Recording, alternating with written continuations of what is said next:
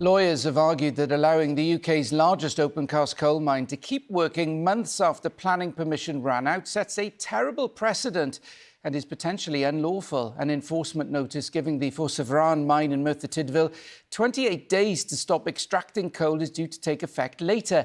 But barristers acting for climate campaigners have published an open letter arguing the local authority and the Welsh Government could have stepped in sooner. Our environment correspondent Stefan Messenger reports. It has a long and controversial history. Ffos, a huge open-cast coal mine right next to homes and businesses in Merthyr Tydfil. Its closure, too, is now turning into a drawn-out saga. 295 days have passed since planning permission to mine ran out here. These are images we filmed today.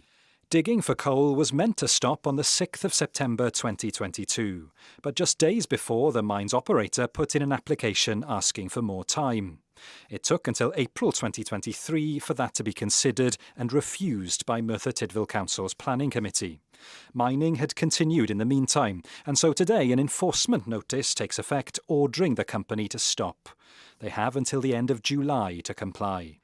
Chris and Alison Austin live nearby and have long campaigned against the mine. To be honest, I don't think it's going to make any difference. They should have stopped mining on the 6th of September.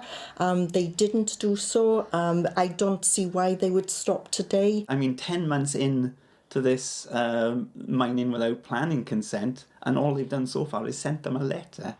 In the first 6 months after planning permission ran out, figures show nearly 200,000 tonnes of coal were produced by the mine.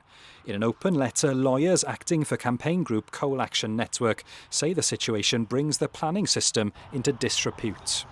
The barristers accuse the local authority and the Welsh Government of maladministration, arguing they may have acted unlawfully by not stepping in sooner to prevent the mine's operators from continuing to extract coal. Well, we do think it sets a very concerning precedent, and it sends a signal to other operators who may be considering whether or not to shut down their coal mine or their oil well.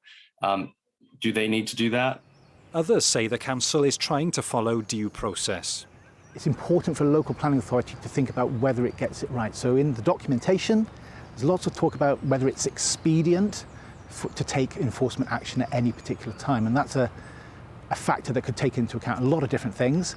But I suppose it's effectively the council saying, is this the right moment in that due process to be taking enforcement action? And I suppose having refused the application to vary the condition, it is now in that position of thinking, actually, yes.